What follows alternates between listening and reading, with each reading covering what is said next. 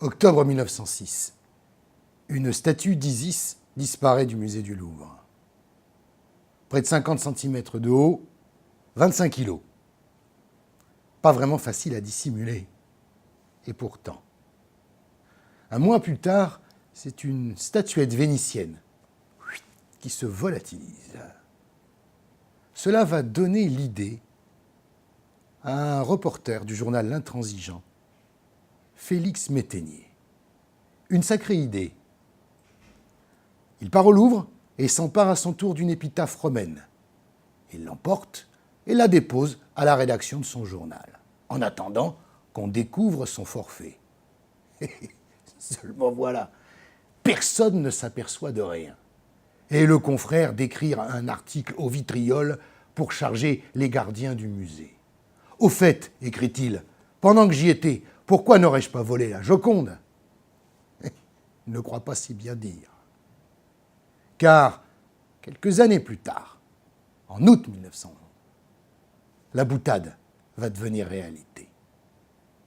Vers 7 heures du matin, un homme en blouse blanche se dirige droit vers Mona Lisa, décroche le tableau, avec l'aide d'un canif, découpe la toile et s'enfuit précipitamment par un escalier de service.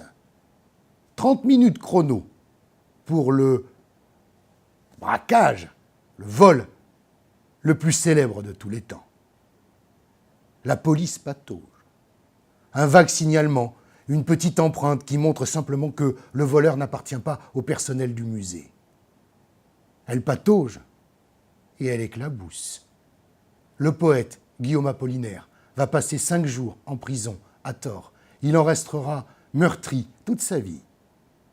Pendant ce temps-là, le véritable coupable, Vincenzo Perugia, conserve la toile dans sa chambre de bonne.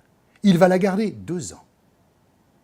À la fin 1913, il part à Florence avec le tableau caché dans le double fond de sa valise. Il veut le vendre au musée des Offices pour y toucher une commission.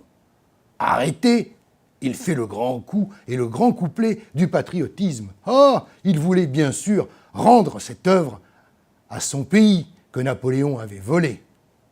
0 pointé en histoire, monsieur Perugia. C'est François Ier qui avait acheté cette toile à son peintre, Léonard de Vinci, pour 4000 écus. Le 31 décembre 1913, la Joconde refait un retour triomphal en France.